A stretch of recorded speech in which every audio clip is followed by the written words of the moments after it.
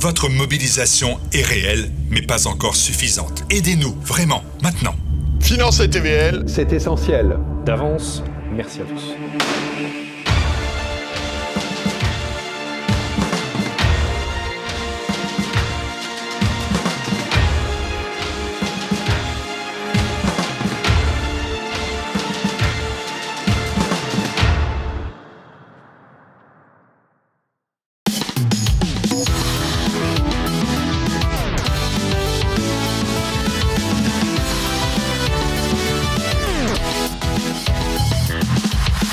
Bonjour à tous, nouvelle émission de Tête à Clash. 3 sujets, 4 invités, un caricaturiste. Alors les 4 invités. Tariq Dali. Bonjour. Olivier Milza, bonjour. Bonjour à monsieur. tous. Philippe Murer. Bonjour. Et Olivier Piacentini. Bonjour. Nous avons Bonjour à 2 tous. Olivier. Les 3 sujets. Alors en fait, vous allez comprendre. On va faire 2 sujets sur la mort de Nahel Merzouk. L'un, premier sujet qui sera autour des pourquoi, qu'est-ce qui s'est passé, essayons de comprendre les événements. Le deuxième, ce sera sur les conséquences politiques, économiques, on peut parler de maintien de l'ordre. Voilà. Le troisième sujet sera sur le conflit, le coup d'État, le poupouch, je ne sais pas comment le qualifier non plus, autour de Prigojine et Poutine. Voilà, ça c'était les 3 sujets. Et le caricaturiste, il est déjà à sa table de travail, il s'appelle Ignace. Vous allez voir, son talent est scintillant et son esprit mordant. Donc voilà, on va bien s'amuser à la fin de cette émission. En attendant, dans quelques secondes, premier sujet.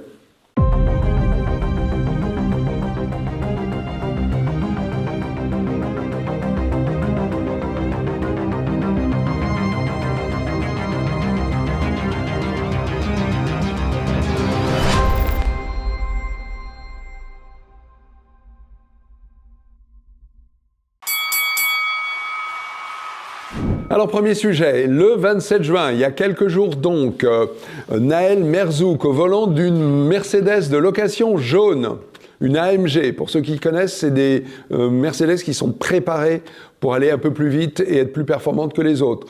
Ce jeune homme est poursuivi par la police parce qu'il va très vite dans un endroit de Nanterre. Il brûle des feux rouges. Après quelques minutes de poursuite, finalement, un des policiers le tue. Et tout ça amène les émeutes que nous avons connues en France, en banlieue parisienne, à Paris, mais aussi dans des grandes et des petites villes, ce qui est inhabituel. Donc on va aller voir pourquoi ça s'est passé. Et j'ai même conscience que la manière dont je vous l'ai raconté est polémique en soi, puisqu'on pourrait le raconter de manière complètement différente, et certains l'ont fait en disant qu'en gros, Nahel Merzouk est innocent et que le policier est entièrement coupable. Et c'est ça qui a aussi séparé la France. Allez, je vais vous céder la parole, Olivier Milza. Alors moi, je ne raconterai pas ça comme ça. Donc une Mercedes immatriculée en Pologne, Oui. véhicule de go fast vraisemblablement, a été intercepté par 2 policiers alors que cette Mercedes menaçait de renverser un certain nombre de personnes. J'ai eu la chance de pouvoir voir vous aussi les 2 vidéos, mais je ne me substituerai pas. Je ne suis pas enquêteur à l'IGPN. Il est bien évident que ces 2 policiers avaient le choix entre 2 possibilités. Soit laisser ce véhicule continuer à rouler très vite et éventuellement tuer quelqu'un, soit l'intercepter. Il semblerait au conditionnel que le policier ayant effectué le tir létal a enjoint à ce jeune conducteur de s'arrêter, ce qu'il n'a pas fait. Le conducteur a redémarré très violemment. Il est possible que ce policier ait tiré vers le bas, mais son bras a dû être relevé par la forte poussée. De toute façon, s'il n'avait rien fait, il aurait lui-même été écrasé contre le mur et son collègue de la même façon. J'ai conscience de la subjectivité de mon récit. Bien. J'ai conscience de la subjectivité de mon récit. À partir de là, nous rentrons, si j'ose dire, dans le scénario habituel. Mobilisation, effectivement, des banlieues. Une marche blanche qui n'a de marche blanche que le nom, qui est en fait une manifestation insurrectionnelle déguisée en marche blanche. Il suffisait de voir les images, elles étaient extraordinaires. La première fois, les parents, parce que dans ce genre d'événements qui ont eu lieu précédemment, les parents sont souvent une voie d'apaisement. Mais là, Et la c'était mère, pas- là, s'était exprimée de manière très différente, hein, Elle s'est plutôt incendiaire. Hein. Oui, elle était jugée sur une camionnette, agitant un flambeau, voilà, et visiblement accompagnée bien sûr de celle dont je dirai peut-être plus tard qu'elle est, si j'ose dire, la créatrice de la première grande jurisprudence, qui est la jurisprudence Traoré, n'est-ce pas? Elle était accompagnée évidemment d'Assa Traoré, la sœur d'Adama Traoré. C'était une manifestation visiblement qui allait dégénérer, elle a dégénéré. La plus belle image que j'ai vue, c'est sur BFM, elle était extraordinaire. Au moment où on interrogeait la représentante du ministère de l'Intérieur, je dis bien la représentante du ministère de l'Intérieur, vous aviez donc une petite pastille où vous voyez cette dame, qui vous disait que il fallait maintenant que la police n'aille pas au contact et ne provoque pas les manifestants. Donc en gros, elle accréditait la thèse des violences policières. Voilà. Au même moment, je ne sais pas si BFM en a eu conscience, on voyait à l'image deux jeunes gens, issus de la diversité, comme on dit aujourd'hui, en train de tenter avec un briquet, tout le monde l'a vu, d'incendier un drapeau français. Je m'arrête là. Voilà pour le déroulé des événements. Après, peut-être qu'on parlera des conséquences de cet événement sur les émeutes, guérillas. On va en parler. Déjà, comment les qualifiez-vous? Parce que c'est pas si simple. Émeute, guérilla, guerre civile. Quel mot vous, Philippe Murer? Alors moi, pas ces mots-là, ni émeute, ni insurrection, plutôt guérilla. Parce qu'en fait, ce qu'on a vu, c'est du vandalisme à plus haut niveau, de la destruction, des agressions physiques des autorités, des centaines d'écoles, commissariats, mairies brûlées, donc des symboles de la France, en fait. Et surtout, moi j'ai envie de parler, c'est des agressions physiques de ces gens. C'est-à-dire qu'il y a eu 2 policiers reconnus et lynchés à Marseille. 2 policiers. Reconnus, ça veut dire qu'ils étaient en civil. Ils étaient en civil hors service. ok. Plusieurs autres policiers suivis et agressés lors de leur service, parfois devant leur gamin de 2 ans. Donc, vous voyez le traumatisme. Des pompiers victimes d'un guet-apens. On les a appelés pour un feu. C'était un guet-apens. Ils ont cassé avec des pierres et ils ont envoyé de l'essence pour les brûler vifs dans leur voiture. Voilà. Sans compter plusieurs maires hors du maire de l'Héros, qui ont été agressés et menacés et poursuivis. Et sachant quand même qu'ils sont allés jusqu'à envoyer une voiture enflammée pour cramer la maison du maire où il y avait sa femme et 2 enfants de 5 et 7 ans. Là, vous parlez du maire d'Halle-les-Roses, qui est une ville en toute proche banlieue parisienne. Voilà. Et il y a eu clairement une tentative d'assassinat. Exactement. A priori. Et nous sommes donc face à des gens qui sont enragés, qui sont ensauvagés et qui montrent par leurs actes qu'ils détestent la France et qu'ils détestent les Français. Driss Ghali a été très bon, un essayiste marocain que je connais, qui est passé sur beaucoup de chaînes de télévision et de radio, qui a dit, voilà, il faut reconnaître qu'on a fait des flux d'immigration massifs de pays africains et qu'une petite partie, je ne parle pas de l'ensemble, une petite partie déteste la France, quoi. Et donc, ça pose un problème majeur, c'est l'échec total d'une politique d'assimilation qui, finalement, c'est de l'anti-assimilation, puisqu'ils arrivent, au lieu de s'assimiler, à détester la France. Et ça, tout ça réclame des mesures politiques extrêmement fortes. Est-ce que faire venir 500 000 nouveaux venus par an dans ces conditions n'est pas une pure folie, n'est pas de transformer la France en poudrière? Philippe vient de prononcer un mot qui m'interpelle. Il a dit échec d'une politique d'assimilation. Est-ce que c'est un échec? C'est pas un échec. C'est-à-dire que c'est-à-dire que les gens qui sont au pouvoir depuis bien trop longtemps n'ont jamais cherché, ils n'ont pas échoué, ils n'ont pas cherché à réussir. C'est-à-dire que la politique qui est menée, c'est laisser s'installer des ghettos, laisser s'installer une société parallèle qui s'en prend à la France. Pourquoi on s'attaque aux policiers? Pourquoi on s'attaque aux pompiers? Pourquoi on s'attaque aux maires? C'est parce qu'on ne veut plus, on ne veut pas de la France, on ne veut pas de ses représentants de l'autorité, on ne veut pas de ses représentants de la nation. C'est pas un échec, c'est que la politique qui a été menée et qui est toujours menée nous a amené volontairement à ça. Voilà, lorsque vous entendez, alors que je vais revenir un petit peu quand même sur la jeunesse de cette histoire. J'ai appris un truc récemment, c'est qu'il y avait 3 occupants dans la Mercedes AMG, et il y en avait un 3e qui avait disparu. Donc tout le monde se disait que c'était peut-être le 3e, le majeur, qui avait loué la voiture. Même pas, les mineurs lui aussi. Donc 3 mineurs dans une voiture, donc déjà ils n'ont pas le droit de conduire. Et que dit le président de la République? Il dit l'acte du policier est impardonnable et inexcusable. Enfin, tout de même, le type le gamin en question, ça faisait, vous avez dit tout à l'heure au début, ça faisait quelques minutes de poursuite. Les quelques, ça faisait comme 26 minutes. Ça faisait 26 minutes qu'il le poursuivait, qu'il roulait dans une voie de bus. Évidemment, à 17 ans, il a forcément pas de permis. Donc, il y a 3 mineurs dans la voiture. Qui l'a loué, cette voiture? Qui leur a donné?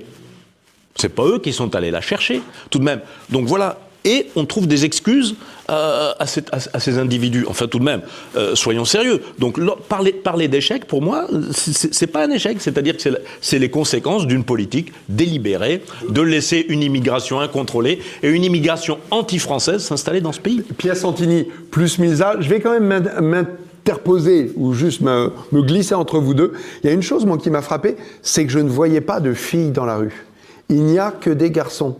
Et la politique d'assimilation, je me demande si elle ne fonctionne pas assez bien, voire très bien avec les filles, qui font des études, et s'il n'y a pas un échec avec les garçons ou avec une partie des garçons. Juste une incise, et je laisse Si vous voulez dire que les fauteurs de guerre civile dans tous les pays du monde, ce sont plutôt des hommes jeunes que des femmes jeunes ou âgées, c'est un fait. Chose de très intéressant, Oui, j'ai vu il y a 2 jours un tableau. Les filles issues de l'immigration réussissent aussi bien que les Français. Les garçons, 2 fois moins bien que les filles issues de l'immigration. Donc vous avez raison. Oui, mais alors là, moi j'avais lu un livre sur la culture des jeunes maghrébins en France qui explique très clairement que le favoritisme familial en faveur des garçons en fait un petit peu des enfants gâtés qui basculent justement dans ce système. C'est surtout ceux-là qui basculent dans ce caractère émeutier, incivil, voire barbare, alors qu'un certain nombre de filles qui justement sont toujours considérées un peu de côté, trouvent dans les études un moyen justement de s'émanciper et de gagner en personnalité. Donc moi, d'échapper à la pesanteur d'un monde musulman où la fille est quand même au second rang. Est quand même minorée. Ouais. Alors moi, j'ai la possibilité de travailler dans le cadre de mes activités avec un certain nombre de gens issus de l'immigration de l'islam, et puis, vous le savez très bien, ma femme est africaine. Bon. C'est ça qui est très étrange. C'est que la fracture, elle n'est même plus entre immigrés et français. Elle est entre pro-français et pro-barbares. Parce que nous sommes dans un cadre qui ressemble étrangement à l'Empire romain décadent. Les invasions barbares, c'est pas des hordes qui sont arrivées tout d'un coup, qui ont battu les légions romaines, elles étaient imbattables. C'est des infiltrations progressives de populations extra-Empire romaine qui s'installaient, et puis face à cela, il y avait des débats au sein de l'élite romaine, à qui disaient qu'ils allaient nous faire descendre vers le bas, nous faire décader, voilà, enfin, le mot c'est un néologisme, on va dire. Et puis d'autres qui disaient, mais non, mais vous voyez, c'est des barbares, ils sont rustres, on va les manipuler petit à petit, ils vont s'enrichir, ils vont devenir comme nous, on va les adoucir, on va les civiliser, voilà. Les mêmes débats occupaient les élites de l'Empire romain à l'époque. Je vais vous dire quelque chose. Mais moi, ça, c'est très pessimiste, Olivier. Bah oui. Parce que ça veut dire que... Vous êtes optimiste, on vous a... Okay. Franck, oui, pardon, Olivier, je vais vous céder la parole. Vous êtes optimiste? Non, ma nature est optimiste. Mais toujours. Si, mais à un moment donné, il faut voir les choses en face. Mais effectivement. L'optimisme ne peut pas se nourrir simplement, je dirais, de l'envie de voir les choses s'arranger. Il faut agir. Moi, je peux vous dire que dans ma clientèle, j'ai un monsieur qui avait des autobus qui devait amener des Chinois visiter les châteaux de la Loire le lendemain. Les autobus ont été brûlés. Sans doute était-il raciste, mais manque de peau. C'était un Français d'origine congolaise qui pleurait. Et hier, je discutais avec un autre de mes clients, marocain, qui n'a même pas la nationalité française, qui me disait, moi, j'aime la France plus que le Maroc, parce qu'elle me donne à manger. Et si vous entendiez à la terrasse des cafés parler à un certain nombre de gens de la diversité, je vous garantis qu'ils sont beaucoup plus cash que beaucoup de Français qui ont toujours ces précautions et qui vont vous dire qu'ils aillent au bled et la police, vous allez voir qu'est-ce qu'elle va leur faire. Et Olivier c'est ça Milza, vous avez demandé donc, les 2 minutes. Ils sont à vous. Le problème, c'est ces gens-là ici. Milza, on lui laisse la parole. Allez-y, Olivier. Il y a eu 3 périodes. L'historien revient toujours. Il y a eu 3 grandes périodes. Il y a eu une période, globalement, où l'assimilation républicaine était la règle. En gros, entre 1860 et 1976. Ça a duré longtemps. les grands-parents, italiens, tout le monde s'est assimilé, y compris d'ailleurs les Maghrébins et les Africains de cette génération de l'après-guerre, qui étaient des Français impeccables. Il y avait la culture française. Donc c'est pas une question de couleur de peau que la gauche essaye de nous vendre. À partir de 1976, il y a le regroupement familial, et à partir de là, on passe dans l'intégration, qui est un échec complet, que d'ailleurs même le Conseil économique et social, aujourd'hui environnemental, avait acté. Aujourd'hui, on est dans l'inclusion. C'est-à-dire que, en gros, le mot d'ordre, c'est « venez comme vous êtes », un peu comme dans une grande firme de restauration rapide qu'on ne mentionnera pas. Venez comme vous êtes. C'est-à-dire, voilà, donc vous êtes de telle et telle culture, donc vous venez comme vous êtes. Il est bien évident que dans un pays où, à la fois, on renonce à l'assimilation républicaine, auquel Africains et Maghrébins, de ce que j'appelle la première génération de l'après-guerre, c'était parfaitement coulé, enfin, la génération Senghor, j'appelle ça la génération Senghor, bon, etc., c'était parfaitement coulé. Nous avons maintenant des jeunes gens qui ne s'assimilent pas. Ce qui est intéressant, c'est que ces jeunes gens, j'entendais l'autre jour l'interview sur TF1, très intéressant, TF1, qui d'abord voulait accréditer l'idée que les musulmans sont les premières victimes de ces bon, on connaît la musique, bien, mais donc on est dans un appartement et nous avons dans cet appartement 4 mamans, selon la litote de gauche, des mères d'ailleurs, bon, toutes voilées. Alors ça veut dire que le gamin, pauvre gamin qui était là. Quand il est au collège, ses professeurs de gauche, et je sais de quoi je parle, lui apprennent que la France n'a fait que des choses horribles, n'est-ce pas? La colonisation, la traite négrière, voilà. Il a un président de la République qui l'entend fréquemment dire qu'il n'y a pas de culture française et qui s'adresse aux Algériens en disant « vous avez raison de traiter les Français de tortionnaires ». Et quand il rentre chez lui, il rentre pas en France, le petit gamin. Il rentre dans un pays, alors, cher ami, je suis d'accord, il y a plein d'Africains et de Maghrébins qui restent, garçons et filles. Mais enfin, la France est couverte aujourd'hui, je ne sais pas si vous avez remarqué, couverte non seulement de femmes voilées, mais pire, de petites filles voilées. Donc ce gamin, il arrive à la maison, et là, il n'est pas plus en France, parce que ses mères, je peux les comprendre, qui se sont réislamisées, ce serait une trop longue histoire.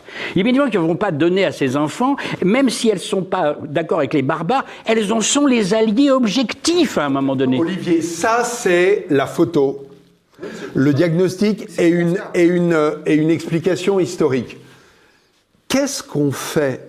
Est-ce qu'il y a des moyens? Parce que beaucoup de ces enfants et de ces adultes sont des Français. On ne va pas commencer à les trier selon leur date d'arrivée, la couleur de leur peau. Ça, on sait que ça ne marche pas très bien. Hein, pour le dire de manière très douce. Il faut faire à peu près tout le contraire de ce qu'on fait depuis 1976. On arrête l'immigration. Voilà. On arrête l'immigration de masse. Ça ne veut pas dire qu'on arrête l'immigration. On arrête l'immigration de masse. Car à partir du moment où la grande différence. La première mesure, c'est quoi? Non mais attends. Avant, nous avons. Regroupement familial. Tu me poses une question et tu ne me laisses pas répondre. Suppression du droit du sol. Tu ne me laisses pas répondre. Attendez. Tu repasses à l'immigration perlée, c'est-à-dire on fait venir des hommes et des femmes dont on a besoin, ou qui sont parfois des étudiants, mais qu'on surveille de près parce que les faux étudiants, on connaît. Donc on arrête l'assimilation de masse. Je suis désolé, on arrête le droit du sol et on revient au droit du sang. Troisièmement, il est bien évident qu'on aggrave, si j'ose dire, l'accès à la naturalisation française. Bon, on le rend plus difficile. Voilà. Comment on le rend beaucoup plus difficile? Mais la France est le seul pays au monde qui fait venir en masse des gens qui la détestent. Donc c'est unique dans l'histoire. On parlait de l'Empire romain. Oui, ce que fait la Hollande, par exemple, et ça a très bien fonctionné, c'est qu'elle fait des tests pour les gens qui veulent venir en Hollande. Donc, pour venir et être encore plus pour être nationalisé, il faut connaître la civilisation hollandaise, donc la connaître, donc déjà l'aimer, et en plus bien parler la langue. Donc ce sont 2 conditions que nous n'appliquons pas. Et déjà, ça filtrerait. Pour moi, c'est un arrêt complet des flux d'immigration, parce qu'il y en a beaucoup trop, et il faut être extrêmement clair et ferme pour que les choses soient comprises. Effectivement, pendant quelques années, je reviendrai sur ce qu'a dit Pierre tout à l'heure, Olivier, pardon. Alors je finis juste, parce que j'ai d'autres choses, si je me permets. Surveillance forte des frontières. Forte. Alors qu'aujourd'hui, les postes frontières, vous les traversez sans rencontrer personne. Donc surveillance très forte. Et tous les moyens. À l'extérieur de l'Europe? Non, de la France. De la France, parce que si la France le fait, mais que l'Italie ne le fait pas, ça n'a pas, n'a pas envie de le faire, on n'y arrive pas. S'il faut mettre 1 milliard pour la surveillance des frontières, on met 1 milliard. Renvoi de tous ceux qui sont venus illégalement, donc qui n'ont pas le droit d'être sur le sol français. Ce qui veut dire aussi une politique ferme vis-à-vis de l'étranger, que la France arrête d'être le paillasson du monde. C'est-à-dire que si le Mali ne veut pas reprendre, comme elle le veut aujourd'hui, les citoyens qui sont venus là, c'est-à-dire plus d'aide au développement au Mali tant qu'ils le font, et pas un euro qui soit transféré des immigrés au Mali. C'est possible parce que j'ai entendu cette proposition. Est-ce que c'est possible? Est-ce qu'on peut arriver à couper les robinets de transfert d'argent d'un pays à l'autre? Mais bien sûr. Et là, je peux vous dire que le Mali va immédiatement appliquer, parce qu'ils ont besoin des milliards qui sont envoyés vers leur pays. Une politique claire et nette d'assimilation, donc sur tous les points, et surtout une aide au retour pour tous les gens qui se sentent mal en France, qui n'aiment pas la France, qui ne se sentent pas français. Eh bien écoutez, on vous comprend, on vous donne 20 000 euros pour revenir, mais pas pour revenir dans votre pays d'origine, mais par contre vous ne revenez jamais. Et tout ça, évidemment, ne sera pas fait, parce que ça nécessite une volonté claire, mais aussi la sortie de l'Union européenne, qui, elle, empêche d'avoir des frontières, c'est Schengen. N'oublions pas que le RN, pour lui, sans frontières, va régler les flux d'immigration. On rigole, quoi. Donc Schengen, et bien entendu, toutes les autres choses. Regroupement familial qui est imposé par l'Union européenne, impossibilité. On fait un petit peu circuler la parole.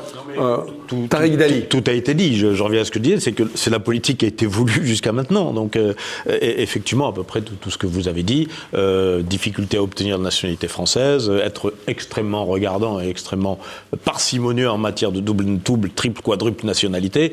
Voilà, tout ça, ce sont des choses qu'il est possible de faire. Mais voilà. Mais on le fera pas avec les gens qui sont au pouvoir aujourd'hui. Voilà. Il y a plusieurs milliers de gosses, pour beaucoup des mineurs, ou des tout jeunes majeurs, qui ont été arrêtés. Avec cela, on fait quoi? On les met en prison, mais vous savez, tout de suite. à Villepinte, prison de proche banlieue parisienne, on est à un taux d'occupation qui frôle les 200%. Je suis désolé, mais comme ça, ils vont apprendre, ça va être dur. Je vais vous dire quelque chose, je vais aller même beaucoup plus loin, Franck. Oui. Peut-être que je vais même choquer des gens. Mais je vais vous expliquer quelque chose. Pourquoi parce que Philippe a évoqué je dirais des propositions de fond et de long terme. Mais il y a du court terme aussi. Parce que là, on est face à ça, quoi. Et demain, ça peut recommencer. Il va y avoir la Coupe du Monde de rugby. Ces gens-là aiment bien se montrer à la télé. Vous voyez? Donc, vous verrez que nous allons encore être la risée. Quant aux Jeux Olympiques, n'en parlons pas. Là, on va avoir la médaille d'or. Au moins dans cette matière-là. Moi, je vais vous dire quelque chose.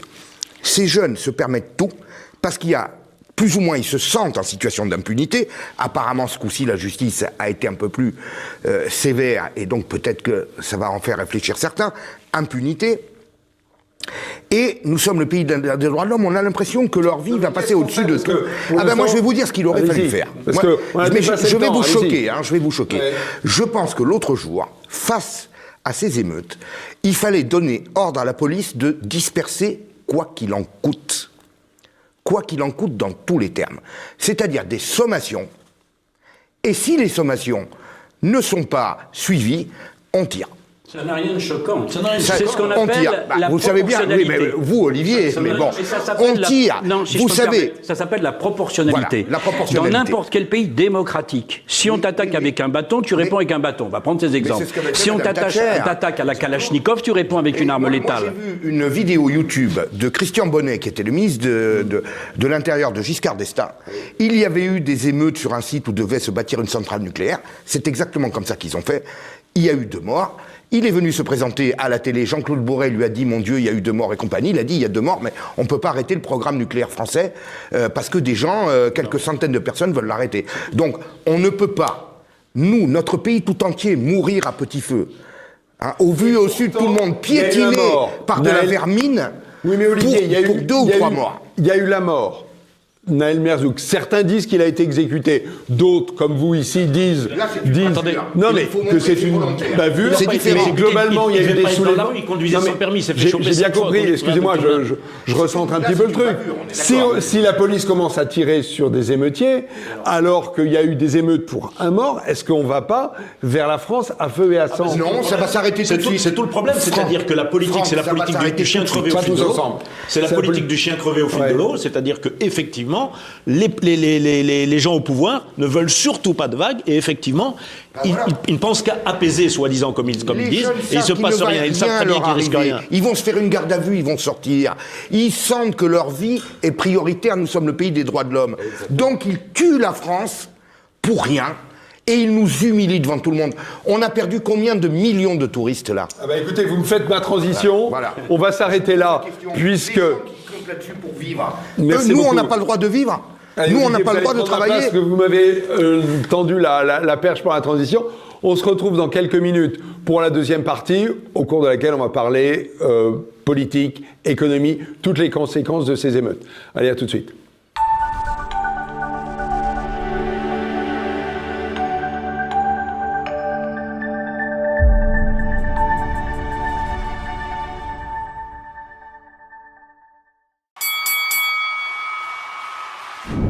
Allez, rebonjour. On est dans la deuxième partie et ce qui m'intéresse, c'est de voir quelles sont les conséquences politiques. Mais peut-être, on en a un petit peu parlé entre les deux sujets, entre nous, c'est ce que vous sentez de la température dans la population. Conséquences économiques, parce que Olivier Piacentini en a parlé. À qui je cède la parole sur le sujet ? Olivier, tu continues. Tu enchaînes. Alors, conséquences économiques, je vais vous dire tout de suite. Ça fait un moment que la France, sans s'en rendre compte, est décadente déjà d'un point de vue touristique. Je vais vous donner des chiffres, mais avant, je vais vous donner une petite anecdote. Il y a 3 ans, j'étais à Rome avec ma femme et des amis. On n'a que 15 minutes, Olivier. Ça va aller très vite. Il y avait un couple de Russes à côté de nous, et on discute avec eux. Et ces Russes nous ont dit, voilà, on voulait faire une semaine Paris, une semaine Rome. Et ils m'ont dit, on a quitté Paris, au bout de 3 jours, on vient ici. Vous savez que j'ai même pas posé la question pourquoi ? Parce que je suis désolé, mais beaucoup de gens arrivent à Paris et sont très déçus, non pas de l'architecture et de la culture, mais premièrement, évidemment, des massacres de Madame Hidalgo, effectivement, sur le paysage urbain, ça, probablement, mais évidemment, de l'atmosphère d'incivilité et de presque de barbarie qui règne. Vous savez, là aussi, j'avais eu un ami marocain, on avait été un soir aux Champs-Élysées avec nos épouses, mais vous êtes dans le Bronx. Le vendredi, le samedi soir, les Champs-Élysées, c'est le Bronx. Ce qui fait que la France n'est même pas capable de préserver sa vitrine. C'est-à-dire que mondialement, elle est connue comme un espace de barbarie où la barbarie se livre à tous ses méfaits et à toutes ses exactions. Ça, au niveau des chiffres, ça a eu un impact économique sur les réservations dans les hôtels. Je ne vais pas parler de tout ce que les restaurateurs, etc., ont perdu en 4-5 jours. De toute façon, ils ont l'habitude, tous les mois, il va falloir qu'ils provisionnent. Un coup, il y a les émeutes, un coup, il y a les manifs, un coup, il y a ci. Il y a les soldes, voilà. qui en ont certainement pâti. Tout est catastrophique. Tout est catastrophique. Les pauvres, justement, ils me disaient ça. On va faire circuler la parole, Olivier. Je termine. Alors, allez-y. Au niveau du tourisme, je vais vous donner des chiffres. Il y a 4-5 ans, la France était 100 millions de touristes et une nette avance sur l'Espagne, les États-Unis et l'Italie. De l'ordre de 37 à 38 millions de touristes en plus. Bien. Chiffre de l'année dernière, 90 millions de touristes en France, 83 millions en Espagne. Alors, ça tient peut-être à une politique touristique plus dynamique. Parce qu'il y avait le Covid là-dedans, oui, et on voit à Paris, moi qui suis parisien, on voit les touristes revenir. Aussi, tourisme bas de gamme, de plus en plus bas de gamme, voilà. Et donc qui rapporte bien beaucoup sûr. moins. Je vous parle de la plupart des pays qui rattrapent la France, le différentiel avec la France. Et je suis convaincu qu'au-delà de programmes touristiques, etc., l'image de la France est terriblement dégradée, beaucoup plus que l'on ne le croit. Il y a un effet loupe. On va faire circuler la parole. On a parlé économie. Est-ce que quelqu'un veut parler de l'atmosphère en France ? Olivier Milza. Alors, les conséquences politiques, elles ne sont pas très bonnes. D'abord parce qu'on a maintenant au Parlement un bloc, qui est un bloc que j'appellerais d'extrême centre, qui peu ou prou reprend les thèses de la NUP, c'est-à-dire en gros, il faut un énième plan pour les banlieues, ce qu'a d'ailleurs dit Madame Borne, alors qu'on a déjà dépensé 40 milliards pour les banlieues, pour créer... Dans ces banlieues, il y a plus d'équipements collectifs et sociaux que partout ailleurs, et qui ont été détruits. Bon. J'entendais la réaction des maires LR. Alors, je suis de tout cœur avec le maire de La Île-et-Rose. Si on m'avait dit un jour que La Île-et-Rose s'arroserait, c'est petit, enfin bref, maintenant c'est partout en France. Bon, conséquence d'ailleurs de l'immigration de masse qui a été ventilée partout. Et j'entendais ces maires LR, et on leur demandait qu'est-ce que vous pensez qu'il faut faire maintenant. Et les bras m'en tombaient. Alors, il faudrait peut-être renouer le dialogue avec les quartiers. Alors déjà, la droite se met à parler le langage de la gauche, les quartiers, extraordinaire, mais il n'y a pas de dialogue. Nous sommes par rapport à des gens qui veulent la fin de la France. C'est clair et net maintenant. Donc politiquement, il n'y a pas beaucoup d'espérance. En dehors du RN, où il y a 2 voix d'ailleurs. Mais pardon, le RN a été... 2 voix. Finalement, il y a eu Marine Le Pen qui a fait un communiqué diffusé sur Internet. Parler, je te l'aurais dit. Oh, okay, il y a pardon. Marine Le Pen qui, pour des raisons politiques, ce que je peux comprendre, essaye de se la jouer républicaine calme, et Jordan Bardella qui monte au créneau.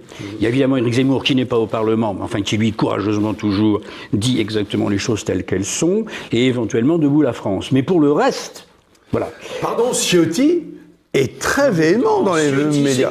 C'est comme Estrosi. Ils ont raté le curseur il y a 12 ans, mais là, il va le passer. C'est une gigantesque imposture. Il est toujours dans le même Imposture nom. comme les C'est Estrosi, Estrosi, C'est d'ailleurs. le seul Non, non. qu'on entend véritablement dans les Il médias. essaye de faire exister son parti, C'est ça, mais il est hyper minoritaire. Ciotti n'est pas dans l'opposition, crédible, il faut être sérieux. C'est exactement ce que je disais tout à l'heure. La politique menée depuis 40 ans, c'est exactement la même. Et effectivement, je suis stupéfait, je suis pas stupéfait de ce que disent les élus LR. Ils sont complètement alignés sur Macron, qui eux-mêmes sont alignés sur la NUPS, c'est-à-dire il faut dialoguer. C'est pas si simple que ça, Tariq.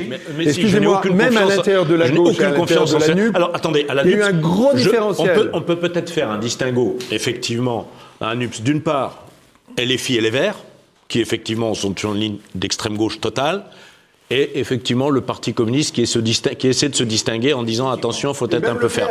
Même le PS. Le PS, si vous savez où ils sont, c'est voilà. Fabien Roussel Mais qui voilà. a donné Voilà. une C'est nouvelle Fabien ligne Roussel.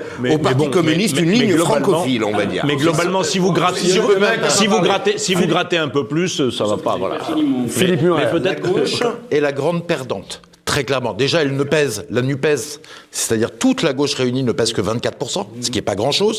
Mais là, c'est la grande perdante, parce qu'elle n'a pas appelé au calme, à part des petites voix divergentes, mais dans les grandes masses, et même qu'ils ont jeté de l'huile sur le feu. La France insoumise. de ce qu'a dit le leader de Oui, LFI. c'est un meurtre, en gros. Il ne laisse aucune chance, aucune nuance, c'est un meurtre. Alors, les policiers ont le droit de tuer des Arabes, enfin, on a entendu des choses absolument d'une violence sans nom. Il a même fait le tri entre les bons commerces brûlés, enfin les commerces qui peuvent brûler, Mais et les pas les bibliothèques mairies. qu'il faut... Mais pas les écoles. mairies qu'il faut, Mais et pas les écoles. qu'il faut épargner. Mais surtout, à long terme, l'idéologie immigrationniste de la gauche est devenue invendable, encore plus avec cette étape, et donc ça va être très compliqué pour eux pour l'avenir.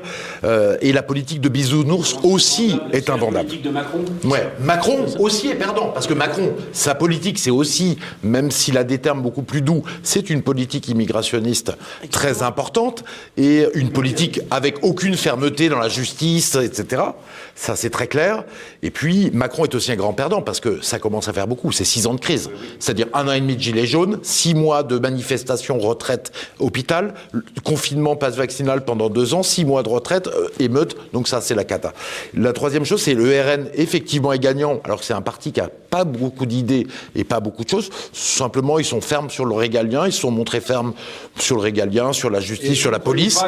Alors, mais moins on en dit, finalement, ça tombe naturellement. Une chose très importante. C'est sûr que la situation leur profite naturellement. Alors, je me permets, je- j'ai besoin juste de faire Philippe, juste c'est fini. Je finis en 20 secondes. Voilà. Tout le monde a compris donc que la France est devenue une poudrière. Que vont faire nos élites ? Elles vont continuer à faire venir 500 000 personnes par an. C'est une catastrophe. Et alors, le deuxième danger, elles iront jusqu'au bout. Elles n'écouteront pas le peuple qui, depuis 15 ans, à 70% veut arrêter les flux d'immigration, y compris la diversité.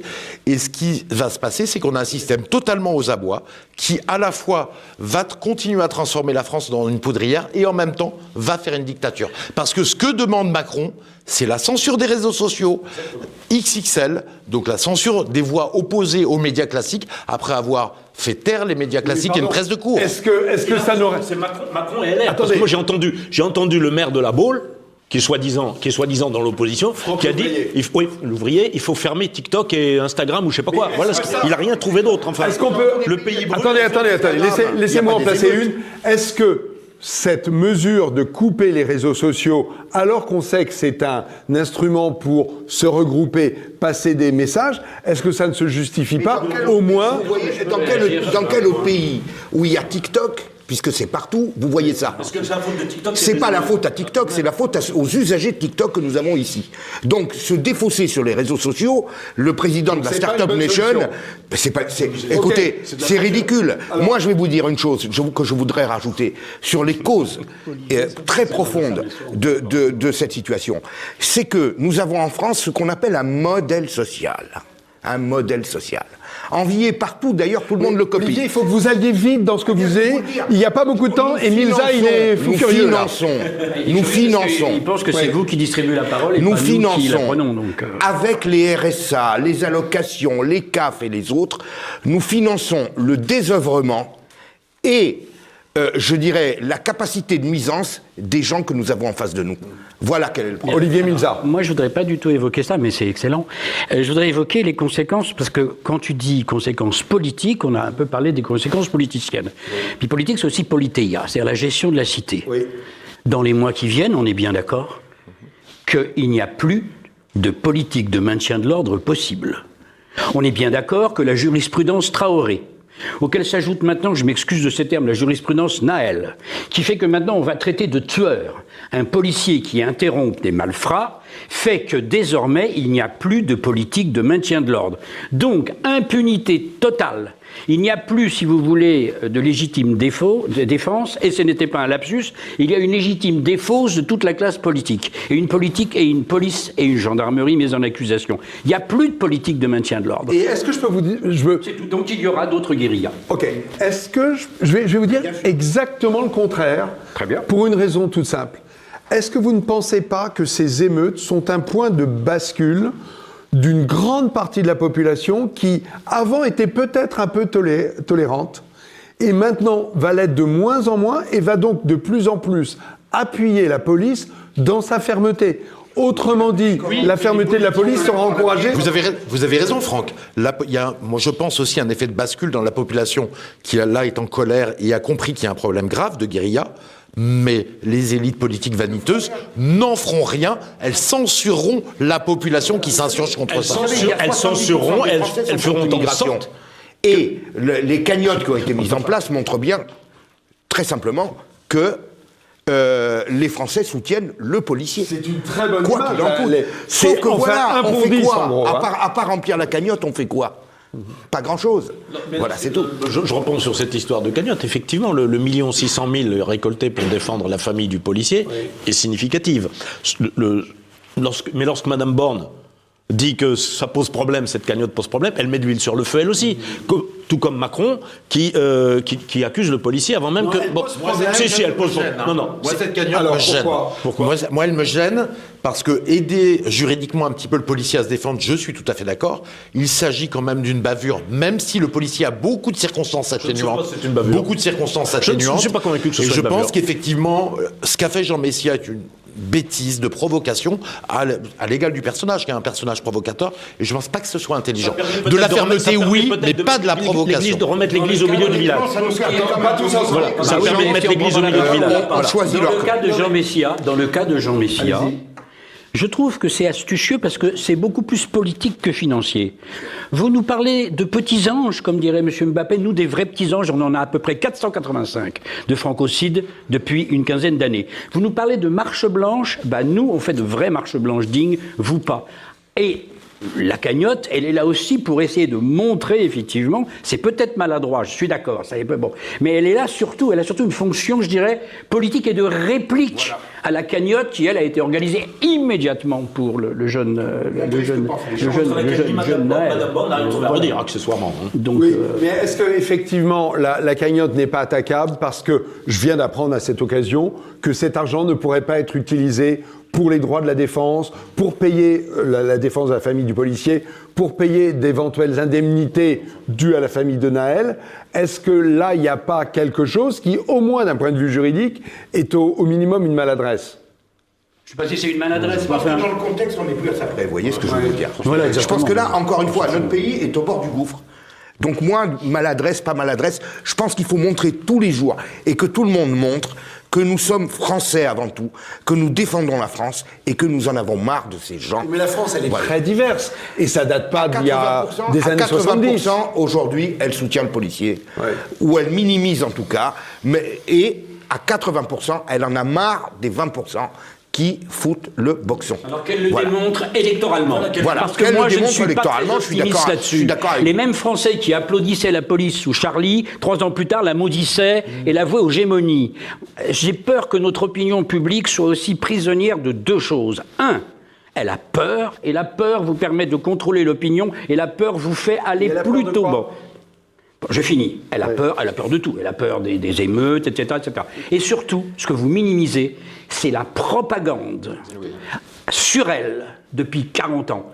C'est-à-dire que les gens, quand ils sont tranquilles chez eux et qu'ils répondent à un sondeur, disent « Ouais, on est contre l'immigration, etc. » Mais à un moment donné, ils sont culpabilisés. Je suis peut-être raciste. Parce que SOS Racisme est sans doute la plus grande création des années 80 sous Mitterrand qui culpabilise une opinion. Or moi, je m'excuse de vous dire ça. C'est pas le but de l'émission. Macron a été élu, ce qui est déjà grave, et réélu.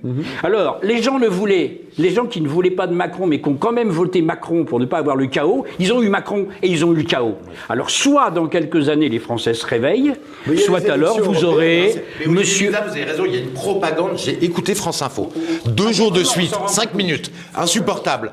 Il n'y a que le point de vue des quartiers et de la racaille qui est montré. Pas le point de vue des policiers, pour faire contrepoids et éclairer le débat, pas le point de vue des Français qui n'habitent pas ces quartiers-là. Et c'est tout le temps comme ça, c'est une entreprise de propagande, de culpabilisation, et de dire aux Français, fermez votre gueule et faites place à une autre population. D'ailleurs, il suffit de regarder les chaînes mainstream. Moi, je les regarde uniquement pour savoir ce que pense l'ennemi. Hein. Excusez-moi. Bon, la 1 et la 2. Mais sur la 1, c'était extraordinaire.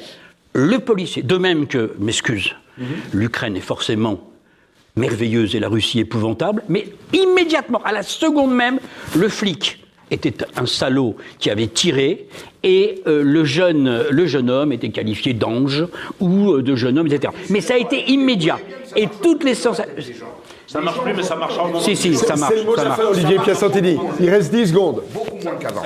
Je peux vous le dire. Et on s'en rend compte au moment des élections. C'est-à-dire que, vous les avez vus, les gens, c'est qu'on en a ras-le-bol, etc. Il faut être ferme, etc. Mais le jour des élections, on dit « Ah oui, Zemmour, avec son discours, il me fait peur ». C'est comme ça que ça va se passer. Je pense que vous êtes trop négatif. Je voudrais être aussi optimiste que vous. Il était trop mono-sujet. C'est-à-dire qu'il était trop borné sur un sujet spécieux. Or, les gens ont envie d'entendre parler aussi d'autre chose. C'est ça le problème Zemmour. Hein. C'est pas qu'il fait peur.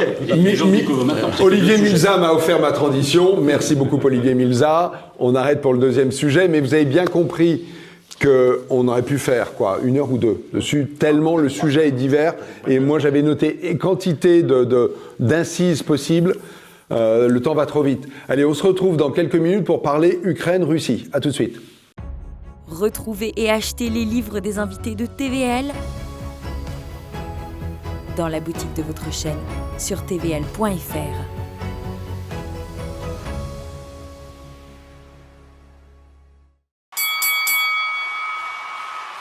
J'ai parlé sur l'articulation d'Ukraine-Russie, mais en réalité, on ne va pas parler de la guerre Ukraine-Russie. On va parler des événements qui se sont passés à Moscou et dans le sud de la Russie, entre Prigojine, donc le commandant en chef de la milice Wagner, et du président Poutine.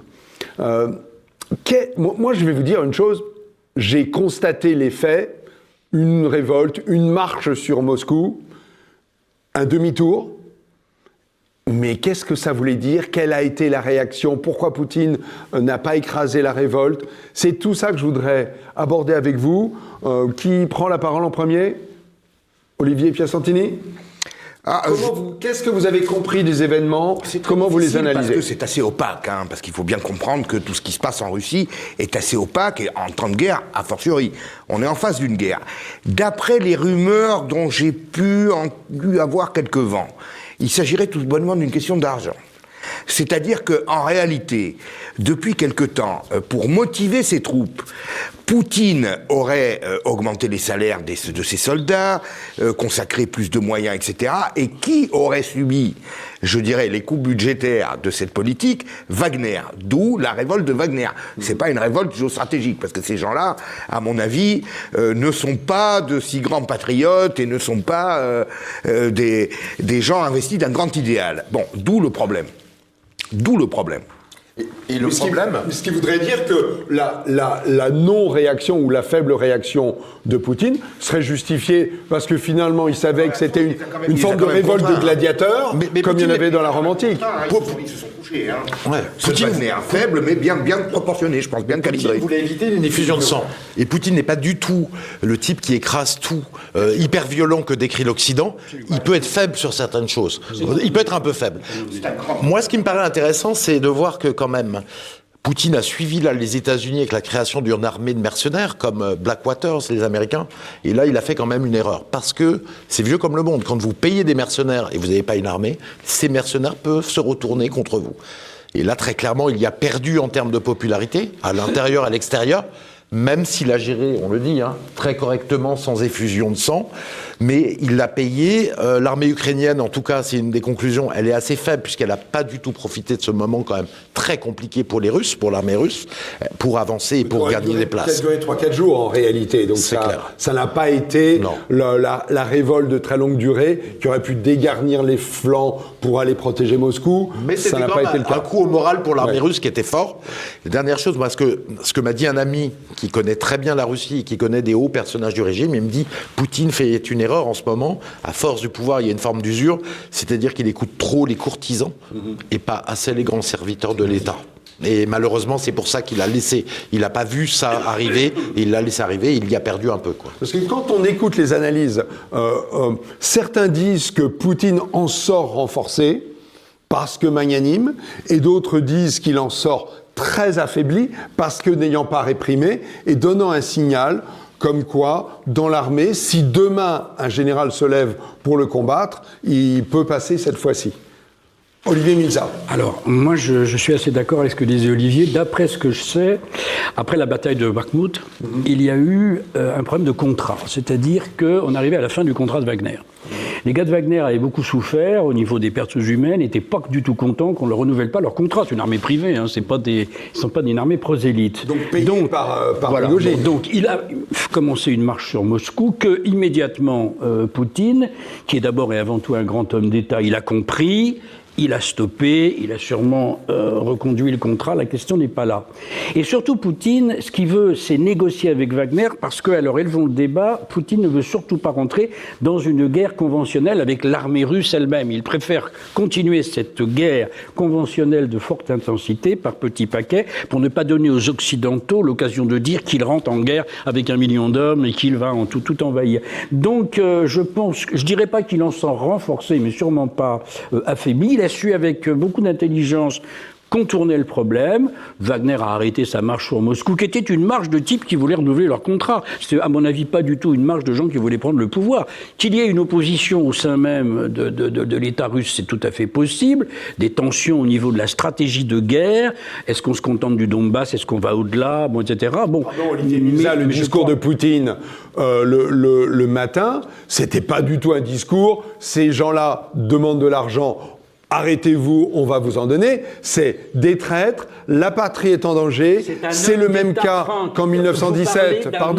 Vous parlez d'un homme d'État. Évidemment, en France, on ne sait plus ce que c'est qu'un homme d'État. On ne sait plus. On a un adolescent complètement inconscient. C'est un homme d'État. Il est bien évident que quand il fait son discours, il va essayer quand même d'être assez dur par rapport à des types qui, d'un point de vue légal, ont commencé à marcher sur Moscou. Donc moi, ce que je propose, mais je me trompe peut-être, c'est une vraie explication de fric, mais que Poutine va gérer avec sévérité pour bien montrer qu'il n'entend pas que des groupes paramilitaires privés, même marchent sur Moscou. Voilà. Et donc il fait reconnaît l'erreur dont parle Philippe Murer. Il ne fallait pas laisser Wagner se créer. C'est un homme d'État, et aussi le discours s'adresse à l'extérieur. Alors, de l'homme d'État, c'est d'avoir laissé une armée privée. On n'a pas une armée privée quand on est un grand homme d'État. Poutine n'est pas De Gaulle. C'est un homme d'État puissant, mais c'est pas De Gaulle. C'est assez difficile de comprendre ce qui s'est passé, mais effectivement, d'abord, Prigojine, c'est d'abord un homme d'affaires, c'est un mercenaire, il veut de l'argent. Mais le truc le plus rigolo, lorsqu'on se pose la question de savoir si ça renforce ou si ça affaiblit Poutine, la séquence la plus drôle, c'était justement lorsqu'on entendait tout et n'importe n'importe quoi le samedi dans les médias, c'était qu'on voyait que l'OTAN et les Occidentaux étaient terrorisés à l'idée que Poutine fut remplacé par quelqu'un de pire que lui. Ça, j'ai trouvé ça très amusant, et donc les Occidentaux commencent vraiment à se dire, si Poutine s'en va, qu'est-ce qu'on fait? Voilà, donc ça, je trouve que de ce point de vue-là, au moins on peut dire que Poutine a été renforcé.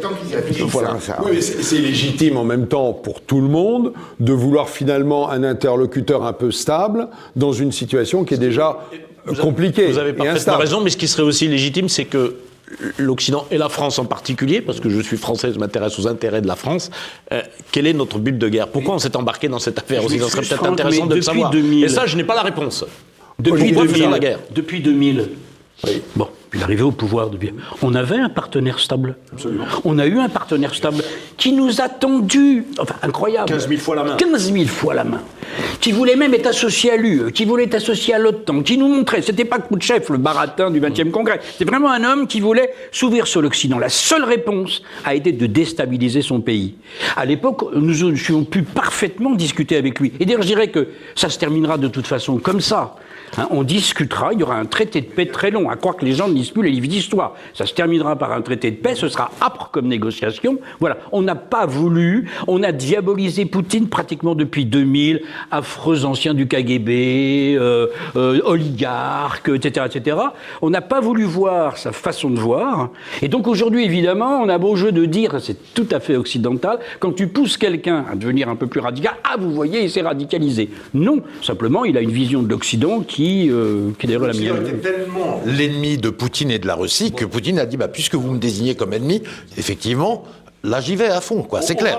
On va revenir sur l'affaire Prigojine-Poutine, parce que vous oubliez quand même tout le discours de Prigojine qui dénonce en direct la corruption des généraux, l'absurdité de la guerre et le manque de but de guerre. Prigojine dit ça. Mais pardon, il dit ça. Il dit le cuisinier de Poutine. Mais effectivement, c'est comme ça qu'on doit savoir quelque chose, effectivement. Oui, mais il dit ça au peuple russe. C'est quand même extrêmement grave comme accusation. Quand t'es pas content de ton patron, tu dis plein de choses pas gentilles sur ton entreprise. Bon, voilà. Mais oui. Il veut du pognon. Oui. Il a eu au prud'homme russe. Sauf que, oui, d'accord. Sauf que quand on dit ça, on répète ce qui peut déjà courir dans les esprits d'un certain nombre de Russes et ce qui est dit par l'Occident. C'est vrai qu'on peut se poser la question d'ailleurs si Prigojine est pas complètement fou et il pensait avoir des appuis de gens qui lui ont promis indispensable et avoir des appuis quand il ferait sa marche vers Moscou, etc., qui est un peu théâtral, et finalement personne ne l'a soutenu. Donc Poutine il tient quand même bien le pays. Il y a des voix divergentes en ce qui concerne la corruption. La Russie a toujours été extrêmement corrompue et l'est depuis des années, malheureusement. Le même ami qui connaît bien la Russie, il me disait, tu sais, quand il y a un contrat russe, le Poutine donne 100, il y a 80 qui est mis de côté et 20 qui sert à la cause. Corrompu d'Europe. C'est un pays très corrompu. Le pays le plus problématique d'Europe, c'est pas la Russie, c'est l'Ukraine. C'est pire encore, ça c'est vrai. Oui, non, mais parce qu'on nous parle de tas de choses extraordinaires. On parle de la Russie. Oui, non mais d'accord, mais enfin c'est pour vous dire. Enfin quand même, la Russie, l'Ukraine, il y a un petit rapport quand même, non, en ce moment, Franck, non, ça se ressemble. Ben vous savez, tout salarié qui en veut à son patron, qui veut lui réclamer de l'argent, va lui trouver tous les pus dans la tête et faire remonter toutes les arrière-cuisines au niveau des tribunaux et de l'opinion, ou de l'entourage, ou des autres salariés. C'est du classique. En réalité, M. Prigojine défend ses intérêts pécuniers, point barre. Et il s'appuie sur le fait qu'il se rend indispensable, il se croit indispensable parce qu'il intervient sur d'autres terrains, comme l'Afrique et autres. Alors c'est bien pour ça, à mon avis, que Poutine a voulu jouer, gagner du temps, calmer le jeu, et très probablement qu'il est en train de prévoir l'après-Wagner, c'est-à-dire comment se passer de tous ces gens-là sur les autres terrains. Il est bien évident que du jour au lendemain, il ne peut pas s'en priver, tout simplement parce que Wagner lui est trop utile, et en Ukraine et ailleurs, et que du jour au lendemain, voilà. Et l'exil de Prigojine en Biélorussie, protégé soi-disant par Loukachenko, vous en pensez quoi? Est-ce que c'est finalement donner une petite armée à Loukachenko pour un jour se révolter contre la Russie qui domine quand même la Biélorussie? Est-ce que c'est mettre Prigojine de côté pour que malencontreusement il y ait un petit accident d'hélicoptère? Je pense tout simplement que Loukachenko se donne une arme supplémentaire par rapport à Poutine, parce que lui aussi a beau être un soutien de Poutine, il défend quand même son pays. Donc là, il a un atout pour dialoguer avec Poutine. Et M. Prigojine, pour le moment, a la vie sauve, il est protégé par Loukachenko, sauf que lui aussi, je ne serais pas serein à sa place. Hein. Vous voyez ce que je veux dire? Parce que ça peut devenir une monnaie d'échange, vous voyez. Vous pensez quoi du futur de Prigojine, Olivier Milza? Je m'en fiche totalement. Non, mais attends. C'est drôle, je l'ai vu dans vos yeux avant que vous le disiez. Je vais répondre, Franck. Je pense que c'est un épiphénomène qui a été grossi par les Occidentaux. Alors moi, j'ai eu la chance, j'ai déjà dit sur ce plateau, d'être beaucoup en Russie pendant les années 90, qui ont été des années terrifiantes pour la Russie, avec un Yeltsin, Boris Yeltsin, qui était extrêmement populaire, puisque lui, ça a été la nation russe, voilà. Et Poutine est extrêmement populaire et continue à être extrêmement populaire. On n'imagine pas en Occident ce qu'ont vécu les Russes pendant cette époque-là. Et puis on n'imagine pas, j'étais en Russie il n'y a pas longtemps, j'ai refait un transsibérien il y a 5 ans. Toute la Russie, je me suis arrêté un peu partout. Le patriotisme absolument incroyable, enfin, de ce peuple, et je parle des jeunes, hein. Je ne parle pas à la limite des gens de mon âge. Un patriotisme, alors qui peut énerver, j'en sais rien, mais un patriotisme absolument extraordinaire. Et puis j'ai eu surtout la chance de faire des cours. J'ai été invité longtemps à faire des cours dans les académies militaires. Et quand je voyais ces jeunes à Irkoutsk qui m'accueillaient dans un amphithéâtre où il faisait 10 degrés, qui se levaient, etc. Je voyais ces jeunes filles et ces jeunes garçons qui allaient défendre l'armée russe, qui allaient être dans l'armée russe. Je me suis dit, ce peuple-là est quand même... Comprenez, vous arrêterez pas... Les gens qui ont connu le siège de Leningrad, vous les arrêterez pas avec les mesures ridicules que nous prenons. Vous ne les arrêterez pas. C'est vrai qu'il faut quand même dire, parce qu'on a dit des choses sur Poutine, une forme, pour moi, d'affaiblissement, mais il a remonté ce pays. Il a réussi à faire d'un pays qui était en train d'être liquidé économiquement et socialement, c'était une catastrophe, comme le dit Olivier Milza. Il a remonté, il a réussi à faire remonter le taux de natalité de façon très importante, ce qui montre qu'il y a plus d'espoir. Il y a une très forte baisse et que la Russie perd de la population. Oui, mais enfin, il reste à 1,5 enfants par femme, 1,6. Ils étaient à 1,1 avant. Il y avait un enfant par femme. Il a redonné la fierté d'être russe. L'honneur, la fierté d'être russe. Alors, un truc qu'on ne peut pas comprendre aujourd'hui en Occident. On l'a détruit. Et ça, je l'ai vu. Je l'ai vu. À Irkoutsk, je l'ai vu. À Novosibirsk, j'ai vu à Krasnodar, etc. Mais cette appartenance à la nation est fondamentale. Cette fierté d'être russe, eh bien, on aimerait qu'en France aussi, on ait la fierté d'être français, au lieu de se culpabiliser, qu'on refasse nation. Alors, on a besoin de quelqu'un différent de Poutine, mais on a besoin de quelqu'un qui remonte ce pays. Alors, je pense que par rapport à Poutine, il y a une grande incompréhension. Je ne parle pas des médias avec tout ce qu'ils racontent. Je parle des gens, en général, des Français ou des Occidentaux en général. On dit, mais Poutine, c'est un dictateur, etc., etc. Pourquoi est-ce qu'on soutient un dictateur? Il y a cette popularité. Mais tout simplement parce que eux sont russes, nous sommes français, c'est pas la même histoire. Eux n'ont connu quoi dans leur histoire? Les tsars et ensuite le régime bolchevique. Donc, pour eux, Poutine, c'est la liberté telle qu'ils ne l'ont jamais eue jusqu'à présent. Malgré tout, bien que ce soit un régime autoritaire, c'est quand même ce qu'ils ont connu de plus libéral. Il faut quand même c'est ce qu'ils ont connu de plus libéral. Mais est-ce que c'est le même peuple, Franck? Est-ce que les Russes ne sont pas des Français ou des Anglais ou autres? Comme au Japon, il n'y a pas d'opposition. C'est le même parti au pouvoir depuis 70 ans. On parle de choses, et c'est pas la peine de se mettre dans la tête des Russes. Vladimir Poutine, c'est le prince Vladimir de Kiev au IXe siècle.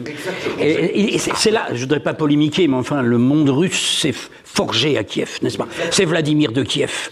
Les Russes avaient le choix, vous connaissez cette anecdote de Vladimir qui envoie des émissaires pour savoir quelle religion il va utiliser. Il envoie des émissaires chez les Juifs, le gars revient en disant, oh là là, c'est compliqué, il y a des problèmes de bouffe, etc. C'est épouvantable.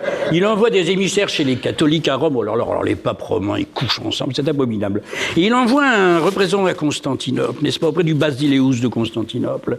Et le gars revient en disant, c'est tout à fait ça, un pouvoir à la fois politique et religieux, et un peuple fédéré. Et ce que dit Madame Carrère d'Encausse dans la plupart de ses livres que je partage, c'est qu'il y a une continuité totale entre la Rousse de Kiev et la Russie de Poutine. Le communisme, c'est quoi le communisme? C'est les icônes, tu changes d'icône, tu momifies Lénine. C'est quelques millions de morts. Voilà, bon. Non mais ok, l'absence de liberté, de circulation et de... Mais bien sûr, mais bien entendu. Mais mais Poutine ne veut pas rentrer... Alors j'ai enfin compris, parce que je suis très anti... Poutine ne veut pas rentrer dans la repentance. Il le sait, Poutine. Mais si tu commences à rentrer dans la repentance, c'est terminé. À ce moment-là, tu vas faire du wokisme russe, c'est ça, c'est-à-dire que tu vas reconsidérer toute ton histoire.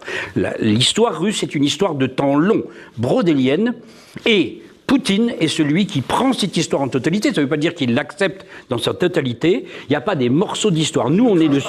Voilà, il crache pas dessus et surtout, il ne la coupe pas en rondelles comme nous le faisons ici. Et ça, on peut plus le comprendre. Moi, j'appelle pas ça un dictateur. J'appelle ça un homme d'État avec ses faiblesses. Je suis d'abord, c'est pas De Gaulle. C'est un homme d'État qui a la conscience de l'État, la conscience de la nation. Et il a cette nation globalement derrière lui. L'orthodoxe s'accommode beaucoup plus d'une certaine forme d'autorité, de verticalité que la nôtre. Oui, puis tenir un pays qui fait quoi 20 fois la France, en termes de quantité, qui est sur 8 fuseaux horaires, c'est effectivement plus compliqué, et ça nécessite plus de fermeté qu'un petit pays comme la Suisse. Voilà, c'est multiéthique. Moi, je voudrais poser une question à toutes ces bonnes Olivier Piacentini, vous en regardez l'heure. 20 millions de musulmans en Russie, il y en a 20 millions.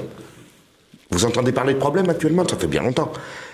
Libérez la Russie, comme vous dites, parce que c'est ça que vous êtes en train de nous suggérer. Libérez la Russie et vous verrez ce que ça deviendra. Ok. Allez, je finis l'émission dans la peau du sale type. Non, mais on Merci beaucoup, Franck. Merci beaucoup. C'est formidable. Allez, écoutez, messieurs, on fera une dernière émission dans 15 jours. Après, on prendra des vacances bien méritées. On se retrouvera en septembre. Mais avant de nous dire au revoir, il y a Ignace qui a dû faire des dessins, il y en a plein par terre. Il est en train de les ramasser. Dans quelques secondes, il me les porte et on va les débriefer ensemble. À tout de suite.